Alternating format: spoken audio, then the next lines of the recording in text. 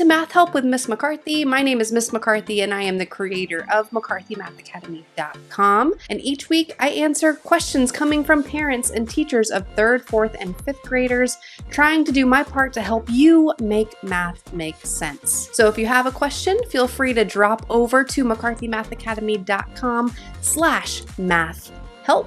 Submit your question and who knows, it might be featured in an upcoming episode. All right, let's go ahead and get to today's question. So without further ado, let's get to it and let me teach you. Today's question comes from Noreen in Sebastian, Florida. And Noreen said that my daughter came home with a problem that looked like this, and I don't know how to help her. I'm not even sure that I understand it myself. Now, the question that's here is the same type of problem. I've just changed the scenario and the numbers just a little bit to make sure that we're tackling the same concept, okay? All right, so it says that a coach has 63 granola bars to share equally among 7 teams. Sharing equally, we know that the coach has 63 granola bars to share equally among 7 teams. That means we know the total and we're sharing it equally, distributing it equally. That would be division that should be happening here. Which equation could be used to find how many granola bars each team will receive? So that's what we're trying to figure out. Now, I mentioned that it's division, so your brain right away might go to B. What we're going to do is tackle the problem first and then see which answers make sense. All right, so like I said, we have 63 granola bars. Well, the coach does. Let me draw a little picture. Quick pick. Put a C for coach. And there's our coach. A coach has 63 granola bars to share equally among 7 teams. So 1, 2, 3, 4, 5, 6, 7. And we're trying to figure out how many granola bars each team will receive. All right, and what I'm going to do is I'm going to take those 63 bars and distribute them to the teams, because in 3rd grade, we want to make this very conceptual.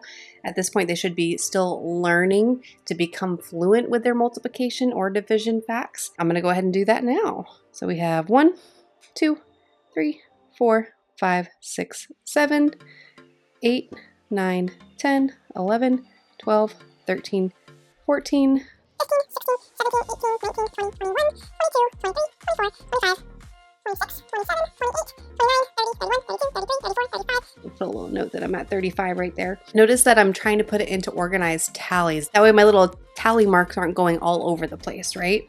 So is that 35, 36, 37, 38, 39, 40, 41, 42, 43, 44, 45, 46, 47, 48, 49. Try that again. 49, 50, 51, 52, 53, 54, 55, 56, 57, 58, 59, 60, 61, 62, 63. So the question, how many granola bars will each team receive? Each team receives, if we look at each one, each team receives 9, right? 9 granola bars. We can put 9 GBs for 9 granola bars. Okay, so what happened here? The operation that we used was division. We knew the total was 63. We divided that into 7 teams to share it equally, and each team got 9 bars, 9 granola bars. Okay, cool. So do I have anything to match that? Well, let's look at A. I've got 63 granola bars times 7. So taking 63 granola bars and making it 7 times 63, 63, 63. Is that what happened? No, that doesn't make sense. And the unknown wouldn't be 9. It would be a much greater number. So I can eliminate that one. If I plug in my answer or quotient of 9 here, did we have 9 bars and then divide them into 7 groups? And then we had 63. What is happening? No, that is not right. Even though it's division, we don't have 9 as the total that we are dividing. 63 plus 7, does that equal 9? No, 63 plus 7 equals 70. It does not equal 9. We could even put all these things, do not equal, so we can eliminate it. And then if we have 9 times 7 equals 63 total, well, This one actually makes a little more sense. Even though we have multiplication happening as the operation for this, we have to remember that multiplication and division are inverse operations. They're related, but they're like the opposite. They're the inverse of each other. And that is why it's so important to know fact families. So all the fact families over here, if I were to write them down, that would be 63 divided by our unknown was 9 equals 7. That's the same thing going on.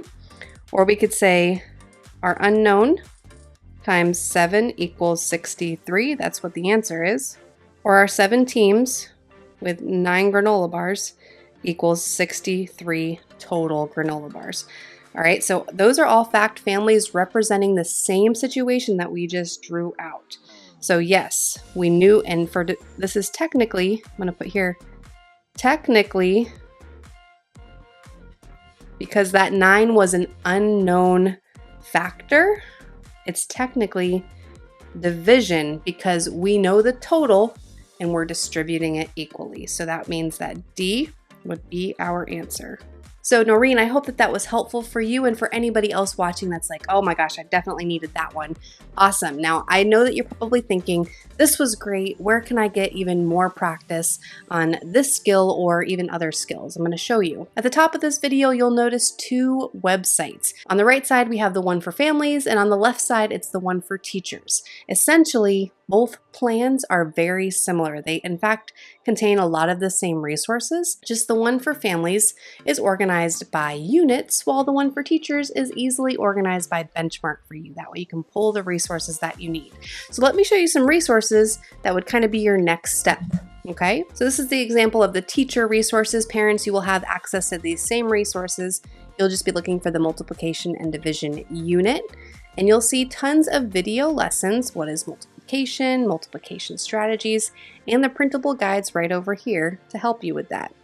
More about division strategies, and I believe we tie in, see here, you can see here that we are tying in those equations that could be represented just like what those answer choices were. Multiplication and division as inverse operations, and much, much more. If you are looking for a resource that you can use to help you help the children that you work with, whether it's your students or your own kids, I definitely suggest taking that next step to learn more about the options that I have available for you. So thank you, Noreen, for submitting that problem. It was a pleasure to break that down for you today. I hope that that was helpful for you. And if you found value in this video, if you could do me a favor and just hit that like button, better yet, you could even subscribe to these so that way you're the first to know when I drop a new video. It really does help with all the algorithm and everything to help me continue to make this free content for you on YouTube and make it accessible for everybody. And if you know a 3rd grader or a 3rd grade teacher or a 3rd grade parent that could definitely use help with this particular